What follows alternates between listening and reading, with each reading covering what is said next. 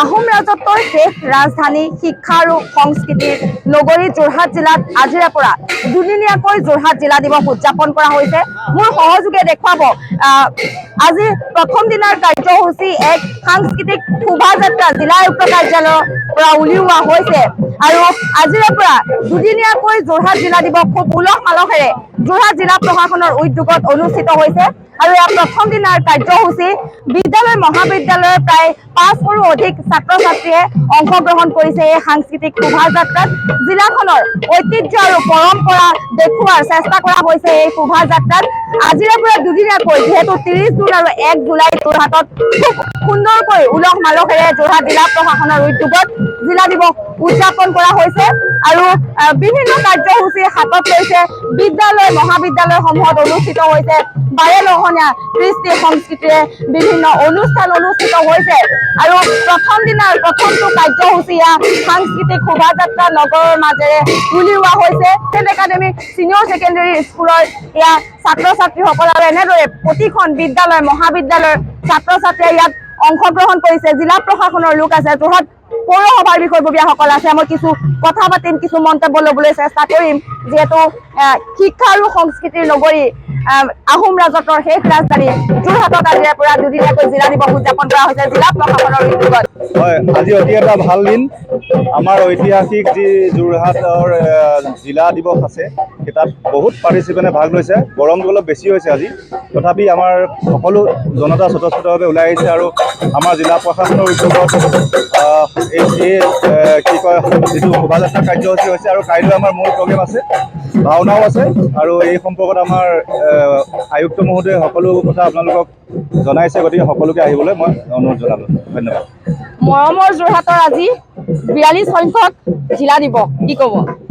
এইটো আমি আগতো পাইছিলোঁ, পুলক মহন্তৰ দিনত হৈছিলে। পুলক মহন্তৰ দিনতো আমি পাইছিলোঁ জিলা দিৱস। সেইটো কাৰ্য হৈছিল, দুদিনীয়া কাৰ্য হৈছিলে। এতিয়াও আপোনালোকে গম পায় বিস্তৃত কাৰ্যসূচীখিনি উপায়ুক্তই আপোনাৰ আয়ুক্তই ঘোষণা কৰিছে আৰু সেইমতে গোটেইখিনি আপোনাৰ কাৰ্যসূচী পালন কৰা হ'ব।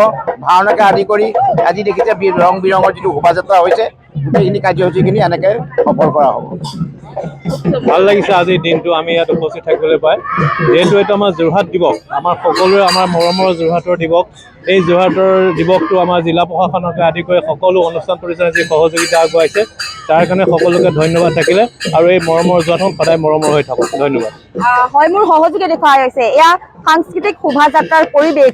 যোৰহাটৰ ঐতিহাসিক কীৰ্তিচিহ্নসমূহৰ নাম সম্বলিত এনেদৰে বেনাৰ লৈ তেওঁলোক আগবাঢ়িছে। স্বৰ্গদেউ চাওলুং চুকাফা সমন্বয় ক্ষেত্ৰ যোৰহাটৰ মৌবান্ধত উপস্থিত তাৰ প্ৰতীকী লৈ এনেদৰে তেওঁলোক আগবঢ়া পৰিলক্ষিত হৈছে। যোৰহাটৰ গৌৰৱ জাতীয় বীৰ লাচিত বৰফুকনৰ মৈদাম, গিবন অভয়াৰণ্য, হোলোঙাপাৰৰ ঠেঙাল মেনৰ, ঠিক তেনেদৰে ঐতিহাসিক মাছৰহাট নামঘৰ, ঐতিহাসিক ঢেকীয়াখোৱা নামঘৰ, সকলোৰে এনেদৰে আচলতে কীৰ্তিচিহ্নসমূহৰ নাম এনেদৰে বেনাৰত লিখি লৈ তেওঁলোক আগবাঢ়িছে ফালৰ পৰা আৰু নগৰৰ মাজেৰে এই সাংস্কৃতিক শোভাযাত্ৰা উলিওৱা হৈছে।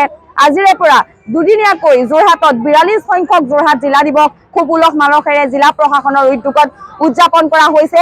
প্ৰতিখন বিদ্যালয় মহাবিদ্যালয়ত বিভিন্ন কাৰ্যসূচী হাতত লৈছে আৰু আজি প্ৰথমটো কাৰ্যসূচী জিলা আয়ুক্ত কাৰ্যালয়ৰ পৰা নগৰৰ মাজে উলিওৱা হৈছে সাংস্কৃতিক শোভাযাত্ৰা, য'ত অংশগ্ৰহণ কৰিছে বিদ্যালয় মহাবিদ্যালয়ৰ প্ৰায় ৫০০ ছাত্ৰ ছাত্ৰীৰ লগতে অভিভাৱক অভিভাৱিকাসকল আৰু বিদ্যালয়ৰ শিক্ষক শিক্ষয়িত্ৰীসকলে জিলা প্ৰশাসনৰ উদ্যোগত দুদিনীয়াকৈ খুব সুন্দৰভাৱে জিলা দিৱস অনুষ্ঠিত হৈছে আৰু এইবাৰ ৪২ সংখ্যক জিলা দিৱস যোৰহাট জিলা প্ৰশাসনৰ উদ্যোগত অনুষ্ঠিত হৈছে। বিভিন্ন প্ৰান্তৰ বিভিন্ন ঠাইৰ বিদ্যালয় মহাবিদ্যালয়ৰ ছাত্ৰ ছাত্ৰীসকলে এয়া অংশগ্ৰহণ কৰিছে।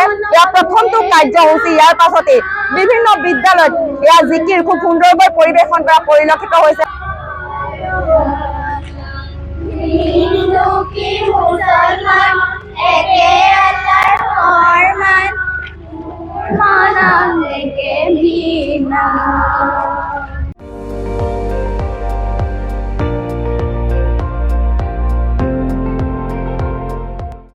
আপুনি চাই আছে ND24, সৰ্বশ্ৰেষ্ঠ নহয় সৰ্বোত্তমৰ দৌৰ।